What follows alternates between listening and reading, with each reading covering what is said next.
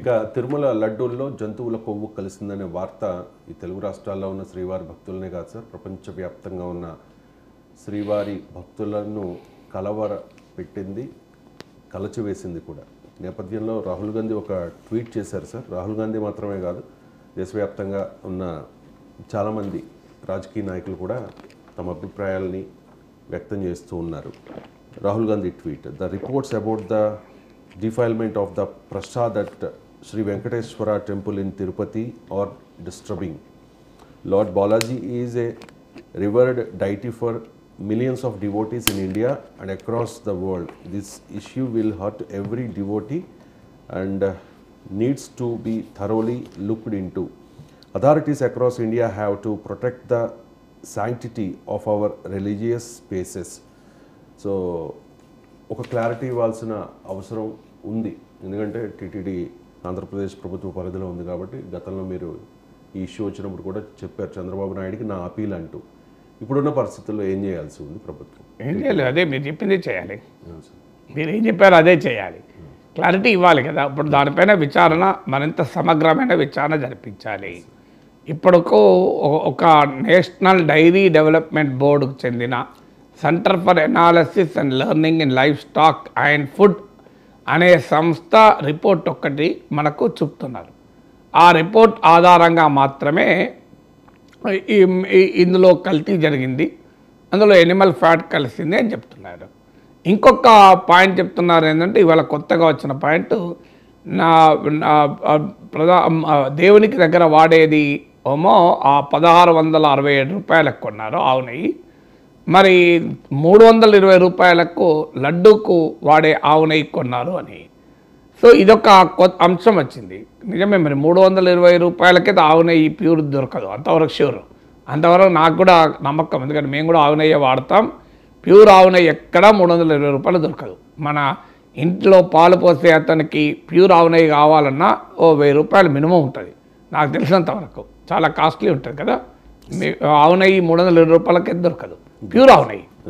So అందువల్ల మరి నిజంగానే 320 రూపాయలకే ఆవు నెయ్యి కొన్నారు అంటే, 320 రూపాయలకే ఆవు నెయ్యి అమ్ముతున్నారంటే దాన్ని బట్టే క్వశ్చనబుల్ ఇది, ఎందుకంటే ప్యూర్గా ఉండే అవకాశమే లేదు. మరి ఏ రీజన్, అంతకుముందు ఎంత ఖర్చు పెట్టి కొనేవాళ్ళు, ఇవన్నీ కూడా. అందువల్ల దీన్ని ఇప్పుడు ఫ్యాక్ట్స్ను, ఇన్ఫర్మేషను సెలెక్టివ్గా బయటికి రాకూడదు. అందువల్ల సెలెక్టివ్గా బయటకు వస్తే ఇప్పుడు మనకేమొచ్చింది, దేవుని దగ్గర వాడే నెయ్యి 1660 రూపాయలకు కొన్నారు, కానీ లడ్డూలో వాడే నెయ్యి 320 రూపాయలకు కొన్నారు అన్నారు. ఇమీడియట్గా ఈ సమాచారాన్ని బట్టి మనకి ఏమనిపిస్తుంది అంటే, ఆ నెయ్యికి ఈ నెయ్యి ప్యూరిటీలో తేడా ఉంది అని క్లియర్ కదా. మరి అది అంత రేట్ ఎందుకుంటే ఇది ఎంత తక్కువ రేట్ ఉంటుంది అంటే, లడ్డూల తయారీలో ఇన్ఫీరియర్ క్వాలిటీ నెయ్యి వాడారా? మరి అంతకుముందు సప్లయర్స్ ఎంత ఇచ్చేవారు, ఎంతకు వాడేవారు? ఇప్పుడు అంతకుముందు ఇప్పుడు ఈ 5 ఏళ్ళు పక్క పెడదాం, 2014 to 19 చంద్రబాబు నాయుడు ప్రభుత్వ హయాంలోనే కదా తిరుమల దేవుని పట్ల సంపూర్ణమైన విశ్వాసం ఉన్న వ్యక్తి కదా. ఆ సమయంలో మరి కర్ణాటక మిల్క్ ఫెడరేషన్ వాళ్ళు ఎంత రేటుకు నెయ్యి అమ్మారు?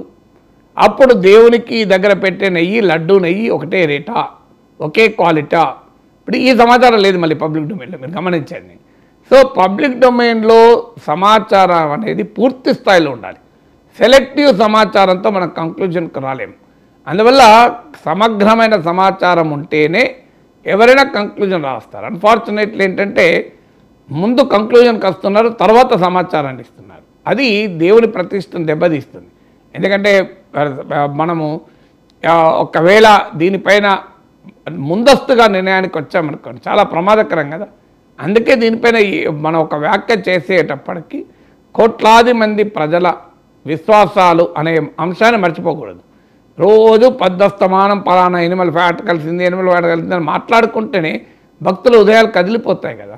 దానిపైన మనము సమగ్రమైన పరిశీలన, విచారణ ఆధారంగా ఇప్పుడు ఇంతమంది ఇంతవరకు అయితే ఒక్కరిని అరెస్ట్ చేసినట్టయితే నేను చదవలే పేపర్లో. ఏదో కేసు పెట్టారు అన్నారు, ఇంకో ఎఫ్ఐఆర్ ఏంటి, ఛార్జ్షీట్ విచారణ ఏంటి? ఇప్పుడు ఏ విచారణ జరిగితేనే కదా ఈ డేటా అంత వచ్చింది. మరి ఈ విచారణ సరిపోదా కేసు పెట్టడానికి? ఛార్జ్షీట్ వేయడానికి ఈ విచారణ సరిపోదా? మరి అప్పుడు ఆల్రెడీ సుప్రీంకోర్టు కూడా పోయింది. ఇది article 25 of the constitution of India మత స్వేచ్ఛకు విరుద్ధము. ఎందుకంటే సుప్రీంకోర్టు అనేక తీర్పులు చెప్పింది, essential features of a religion కాపాడాలి, ప్రిజర్వ్ చేసుకునే హక్కు ఉంటుంది. ఈవెన్ రాజ్య వ్యవస్థ కూడా అందులో జోక్యం చేసుకోరాదు. ఎసెన్షియల్ ఫీచర్స్ ఆఫ్ రిలీజన్లో కోర్టులు ప్రభుత్వాలు కూడా జోక్యం చేసుకోకూడదు. దైవ ప్రసాదం అనేది that is an essential feature of the religion. దాన్ని నువ్వు ఎలా కల్తీ చేస్తావు, దానికో పద్ధతి, శాస్త్రోక్తంగా ఆ ప్రసాదం తయారు చేసే పద్ధతి ఉంటుంది. మరి గతంలో ప్రభుత్వాల హయాంలో ఎలా జరిగింది, ఈ ప్రభుత్వ హయాంలో ఎలా జరిగింది, ఎక్కడ జరిగింది, అందువల్ల బియాండ్ డౌట్ ఈవెన్ 0.001% అనుమానం కూడా లేకుండా ఎవిడెన్స్ ప్రజల ముందు పెట్టాకనే కంక్లూజన్లకు వెళ్ళాలి. లేదు మీరు ముందు కంక్లూజన్లకు వెళ్ళి సమాచారాన్ని ముందు జనం ముందు పెడతా అంటే అది చాలా ప్రమాదకరం. మళ్ళీ మళ్ళీ చెప్పే మొదటి నుంచి అదే వాదన, జరిగిందా జరగలేదా నేను ఇక్కడ కూర్చొని నిర్ణయాలకు రాలేను. ఎందుకంటే ఆ పని చేయాల్సింది ప్రభుత్వ విచారణ సంస్థలు. ప్రతిదాన్ని రాజకీయ విశ్లేషకులు, మీడియాలో జర్నలిస్టులు డిసైడ్ చేయలేరు. ఎందుకంటే మనం చెప్పగలిగేది ఎట్టి పరిస్థితుల్లో తిరుపతి దేవుడి ప్రసాదమే కాదు, ఏ ఆలయ ప్రసాదంలో కూడా కల్తీ ఉండకూడదు.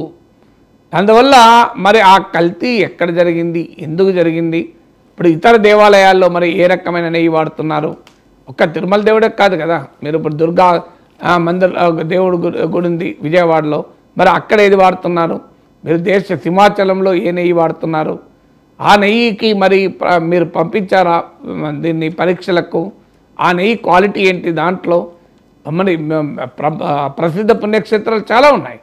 సో ప్రతి ఆలయాన్ని అయితే మనం పరిశీలించలేం, కానీ ప్రసిద్ధ పుణ్యక్షేత్రాలకు సంబంధించినటువంటి ప్రసాదాల్లో వాడే నెయ్యి ఏంటి, దీనిపైన ఎవరు అడగడం లేదు. మీరు గమనించండి, ఒక తిరుపతి లడ్డు గురించి అడుగుతున్నారు, కానీ మరి సింహాచలం లడ్డు గురించి సంగతి ఏంటి, మరి విజయవాడలో లడ్డు సంగతి ఏంటి, మరి అంతర్వేదిలో లడ్డు సంగతి ఏంటి.